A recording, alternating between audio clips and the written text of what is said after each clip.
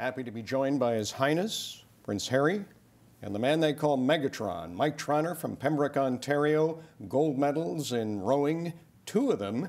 And I know there's a special bond between you two, but let me begin by asking both of you, and I'll start with you, Prince Harry. How have these games gone?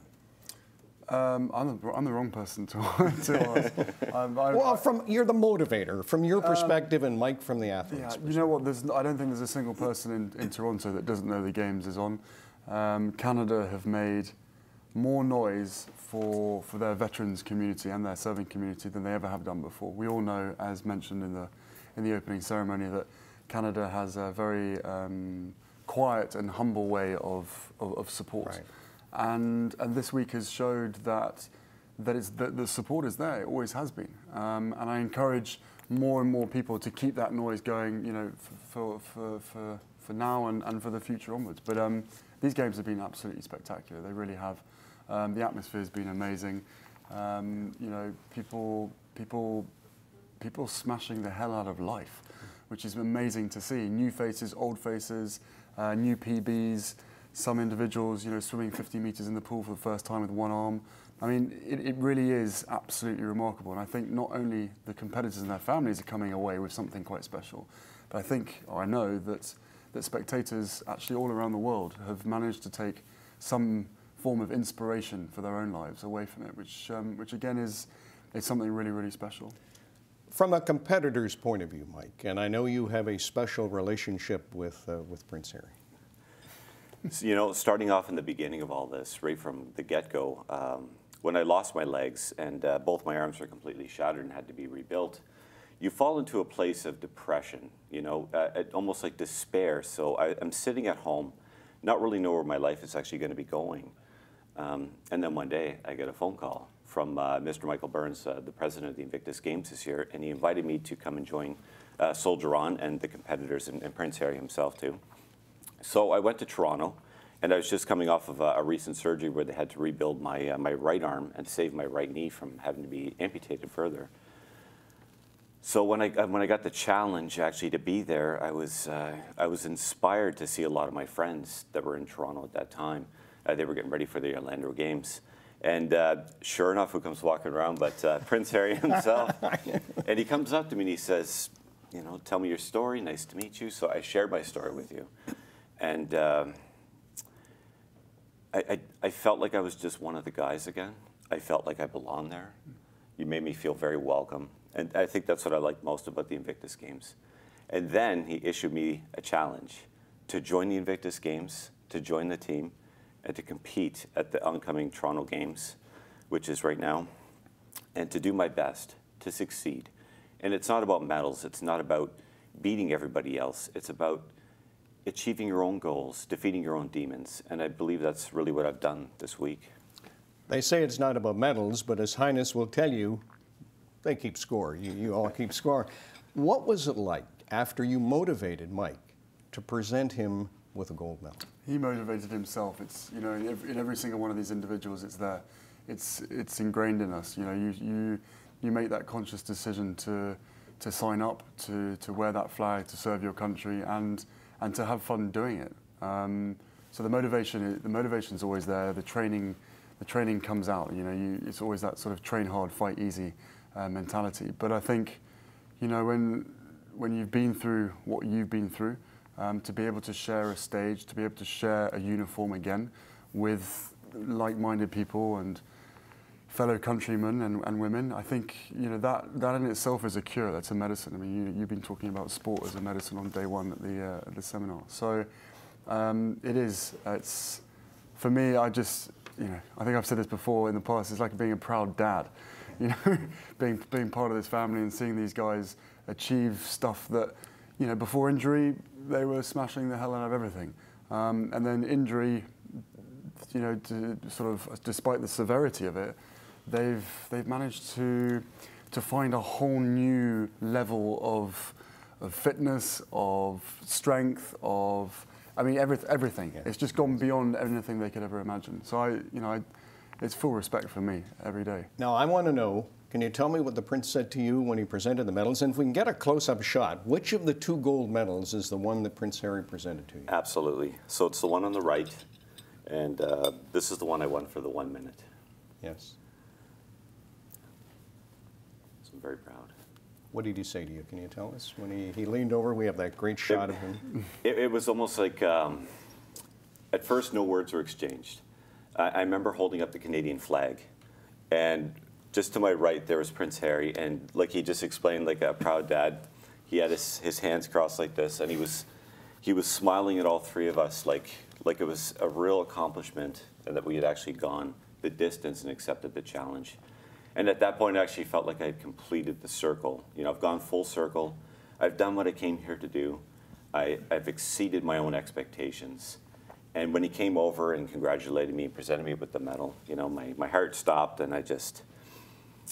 I doubt that. I doubt your heart stopped. That's already happened to you twice or something in your life. Yeah, I've died twice before. After the rowing machine, I think that was the one time when your heart was but they say not things there. happen in threes, you know. So, you know. Let me ask you, and I want Mike to answer this. The competitors I talk with feel there's a bond with Prince Harry. He's one of them, not just as a soldier, but they tell me he continues to walk the walk. Is that right? It's true. We could relate to this man because he's actually been there. He's experienced. He's been on the battlefield. He's bled and fought beside us. So definitely somebody like you we can relate to. To us, when you actually speak to him, he just feels like one of the guys. You don't feel nervous. You don't feel uncomfortable like you might be in a very political type of situation or something like that. When he's around, he sits down beside you, and he's everywhere. He's everywhere, and that doesn't sound so good. you feel very relaxed when you're with Prince Harry. And I'm normally the one saying something inappropriate, just to sort of try and break the ice. That surprises me. And then what I get in return is something that surprises me, which it doesn't happen often with these guys. But yeah, it is. Look, it doesn't matter what nation you're from. It's a brotherhood, it's a sisterhood, it's that camaraderie that people just they pine for it, and we all made the same decisions. Some of us, you know, some of us got injured, some of us didn't, but we've all got the same values, I guess. We've all done the service, and we've all enjoyed ourselves, and it's being able to have that level of understanding, I think, of each other. This is not to a certain extent. Yes, this is not the first time we met, and it's good to hear it from a competitor, because everywhere I go, people say, "What's he like?" And you know, I say, "Well, he's normal." But to hear it from the athletes, the bond, that is something special. Prince Harry, I want to read this and direct this to you. The first Invictus Games, 3 years ago in London, 13 countries, 400 competitors, 9 sports. Last year in Orlando, 15 nations, 500 competitors, 10 sports. Here in Toronto, 17 countries, 12 sports, 550 competitors. The bar continues to be raised. How high do you think this event can go, and how high would you like to see it go? Every time I get asked this, sort of, I end up to... Sky's the limit. That's it. Just say sky's the limit. Sky's the limit. Look, I think I've said many times before that, you know, Invictus has got a shelf life because, as other people have said, the conveyor belt of wounded coming back from war has ceased to a certain extent, right. Especially for these 17 nations to a certain extent as well. But for us at the Invictus Games Foundation, it happens every year. We think we've made a decision, and then we come to the games, and suddenly, boom! And it's like, you know what?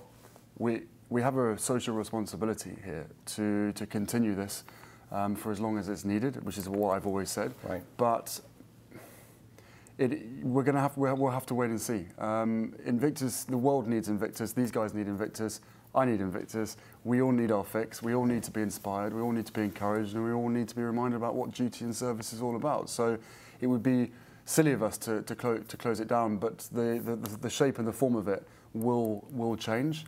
We've got a few ideas and a few plans that we've been talking to some of the guys about, and the future looks bright. It really does look very, very exciting. But we're not talking about 2,500, 3,000 competitors. Right. It will be a gradual increase if we can. These things cost money, but at the same time, it's impossible to to say no, and it's impossible to try and wrap something up that's having such a massive impact on changing lives and saving lives. I know you've got 1 million events to go to today. Your schedule's tight. 2 very quick questions. What do you see, one each, what do you see as the legacy? You talked in Orlando, not just to servicemen and women, but the woman with postpartum blues, the man in his bedroom. What do you want to see as the legacy? The legacy for me, for Invictus, is these individuals that have impressed me and impressed anybody who's been part of the the military family. Right. Is to put them out there, put them back into society, because as I've always said, once served, always serving. And therefore, if you've ever worn the uniform, and it doesn't have to be the military, it can be, you know, the fire department, or it can be police, whatever it is. But anyone who's worn the service will remind you of what duty in service actually is, and in a lot of cases, sacrifice. And I think if the legacy is that, these individuals back into society, doing their bit, continuing to serve, whether it be at home, whether it be in their community, whether it be on a bigger scale, whatever it is, whatever they feel comfortable doing, I feel as though the legacy for Invictus will be reminding people what duty in service is, and therefore literally turning mindsets for the positives. You always say the last word belongs to the competitors. Mike Burns, the CEO, has done such a good job at these games.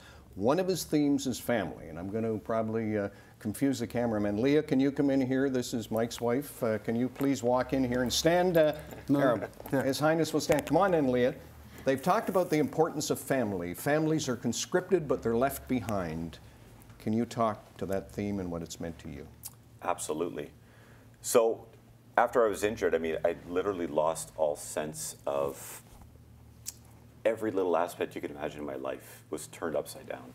I couldn't floss my teeth, I couldn't shave, I couldn't brush my teeth, I couldn't shower, I couldn't do anything on my own. I couldn't even tie my shoelaces because, well, I don't have feet, but you're really not able to do anything on your own again in the beginning. So if I didn't have my wife, Leah, I quite literally couldn't do anything.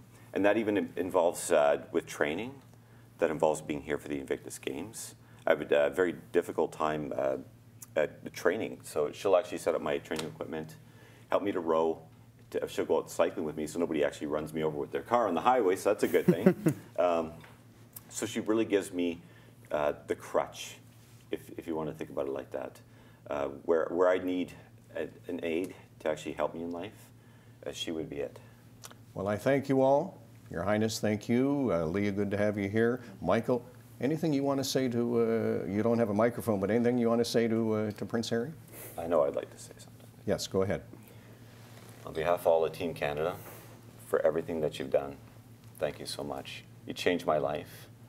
You really have. And you've changed my wife's life. And I hope that you continue to do so. And I hope that we could spread the message out across the nations and get other competitors out here in the games as well. So thank you so much for changing my life. Thank you. You changed your own life. We just created the platform. Thank you, Michael. Your Highness, thank you. Thanks, man. Leah, thank you for coming out. Thank you. Great.